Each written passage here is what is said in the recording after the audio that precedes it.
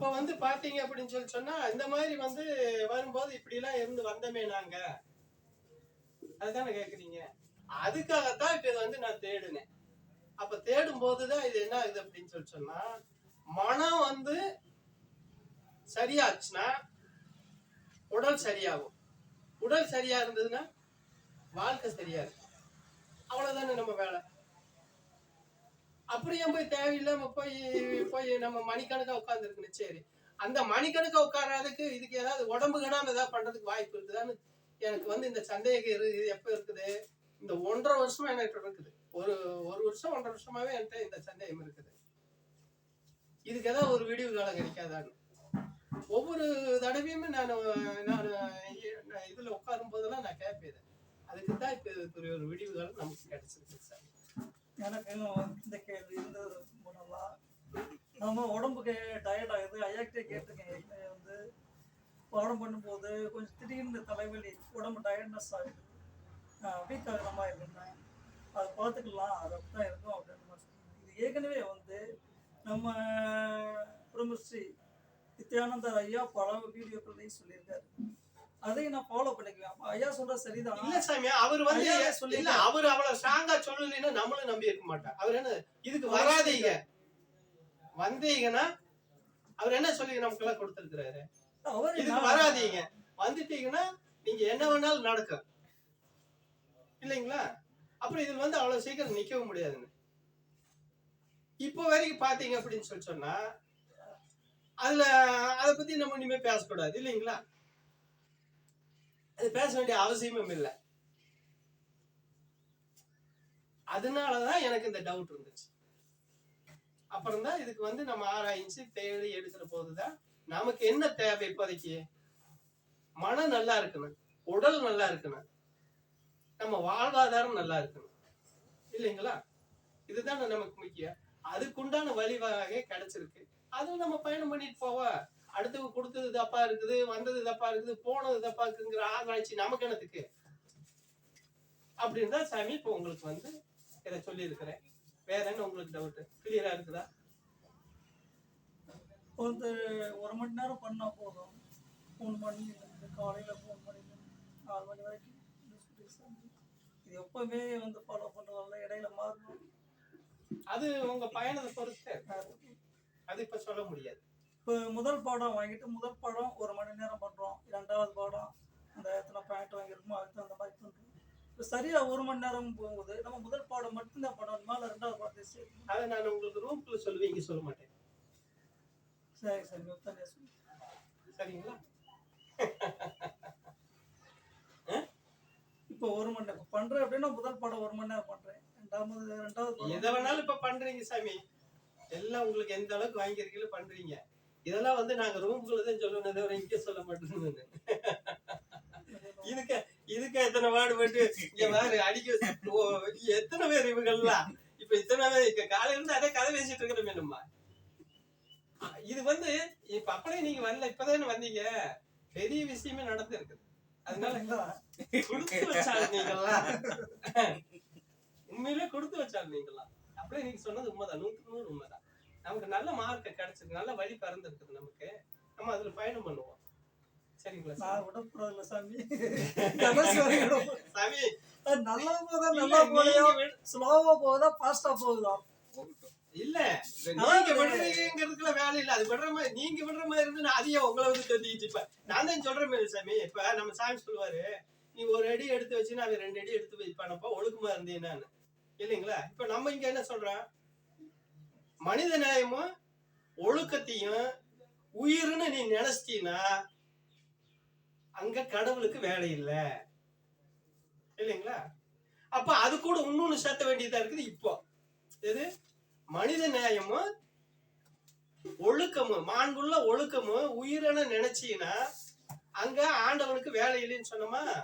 இன்னொன்னு அது கூட என்ன சேர்த்த வேணும்னா உயிர், அதாவது ஜீவகாரணியத்தை கூட சேர்த்திக்கணும். ஜீவகாரணியத்தை இது கூட சேர்த்திக்கிட்டீங்கன்னா அங்க நீங்க கூப்பிடாமையே அவர் வந்து எங்கேயோ இருந்துக்குவாரு, நம்மளோடவே இருந்துக்குவாரு. இது 3ஐயும் மட்டும் நம்ம கடைப்பிடிச்சோம்னா வந்து மந்திரம் தந்திரம் எல்லாம், ஏன்னா அது அந்த அனுபவம் இப்ப கிடைச்சிச்சு நமக்கு. அதுல அந்த அனுபவம் கிடைச்சா அனுபவிச்சு பார்த்து அதனுடைய இது கிடைச்சதுனால இவ்வளவு தைரியமா பேசுறோம் நம்ம. அப்போ உடம்ப எதுக்கு கெடுத்துக்கிட்டு தேவையில்லாம 4 மணி நேரம் உட்காந்துக்கிட்டு சூடு ஏத்திட்டு உடம்பு சூடு ஆயிடுச்சுன்னா என்ன ஆகு? உடம்பு கிடத்தானே செய்ய. சரி, அந்த உடம்பு சூழலி நம்ம இருக்கிறதே இன்னும் ஒரு 5 வருஷமா 20 வருஷமா தான் இருக்க போறேன். இந்த உடம்ப சூழேத்தி இதுல ஒரு சீக்க உண்டு பண்ணி விட்டுட்டு அங்க வீட்டுல இருக்கிறவங்களுக்கு ஒரு நிம்மதி இல்லாம நம்மளும் ஒரு அமைதி இல்லாம ஊரகங்களை கேட்டா நானும் வேஷத்தை போட்டுக்கிட்டு நான் ஜாமியாரா இருக்கிறேன், எனக்கு இப்படித்தே வந்துருச்சு ஊரை ஏமாத்திக்கிட்டு இதெல்லாம் நமக்கு தேவையா? அப்புறம் நான் அந்த சமாதியில போய் உட்காரு. ஏன் அந்த ஆளே அவரு பிராணனை விட்டு போட்டு போயிட்டாரு, அவரு எங்க போய் சமாதியில இருக்கிறாரு எங்க காணாமன்னு சொல்லுங்க பார்க்கலாம். ஒருத்தன் சொல்லுங்க, நான் சொல்றேன், நான் நிர்ணயிக்க முடியும், நான் என்னால நிரூபிக்க முடியும். சமாதியில இருக்கிறவன் செத்து போனவன் தான். இப்ப பண்ற சமாதி எல்லாமே செத்து போனவன் தான். இந்த 100 வருஷத்துக்கு முன்னாடி 200 வருஷத்துக்கு முன்னாடி அந்த ராகவேந்திரர் சொல்ல பார்த்தீங்களா? ஈஸியா சொல்லணும்னா நீங்க பார்க்காதவங்க இந்த ராகவேந்தர் சினிமா கூட பாருங்க, ரஜினிகாந்தே நம்ம நடிச்சிருப்பாருன்னு நினைக்கிறேன். சரிங்களா? அதுதான் சமாதி. சுத்தி கட்டி அதுல உட்கார்ந்து அவரு தியானத்துல அந்த பாடத்துல உட்காருவாரு. அதான் அந்த பிராணனை கொண்டு உள்ள போய் அடக்கம், உயிர் அடக்கம். அதுதான் உயிர் அடக்கம். அந்த உடம்பு வந்து அந்த எந்த காலத்துல அவங்க அதை எடுத்து பார்க்கணும்னு அவங்க முடிவு எடுக்கிறாங்களோ அது வரைக்கும் அந்த உடம்பு உள்ள கெடாம இருக்கு. அதுக்குத்தான் சமாதி. அதுக்கு பேருதான் சமாதி. அந்த சமாதி ஆகணும்னா தியானம், நான் சொன்னேன் இப்போ நம்ம தியானம் பண்ணி அந்த தியானம் 12 வருஷம் இங்க ஒழுக்கமா இருக்கணும் நீ. அப்ப சமாதி கூடும் உனக்கு. இதுக்கு உன்னோட விதி சப்போர்ட் பண்ணணும். நீ அதுக்குன்னு பிறந்தவனா இருக்கணும், அதுக்குன்னு வந்த உடம்பா இருக்கணும் உனக்கு. இதெல்லாம் நடந்தா மட்டும்தான் அதே நடக்கு. நான் இல்லாத புழுகள்லாம் மூலிகை உங்ககிட்ட நான் பாடம் பண்ணுங்க, நீங்க அதுவாகிருவி, இதுவே முக்தியும் கிடையாது, மோட்சமும் கிடையாது. இதுல மன அமைதி கிடைக்கும், ஒழுக்கமான வாழ்க்கை கிடைக்கும். அதுக்குத்தான் இந்த பாடம் உதவுமே தவிர வேற கற்பனைகள்ல நம்ம யாரோ சொல்றாங்க சொல்லிட்டாங்க அப்படின்னு இனிமே இதுல நாம பயணம் பண்ண கூடாதுன்னு தான் உங்களுக்கு இப்ப இது சொல்லிட்டு இருக்கேன். சரிங்களா? எந்த சமாதியிலுமே என்ன சாதாரணமா சாகுறவங்களை கொண்டு போய் அங்க போடுற சுடுகாட்டு 10 பேர்த்தோட ஒன்னா போடுற, இவரை கொஞ்சம் தனியா வச்சிடுற. அப்ப இது என்ன? இது ரிசர்வ் பண்ண பஸ், அது டவுன் பஸ். புரியுதுங்களா உங்களுக்கு?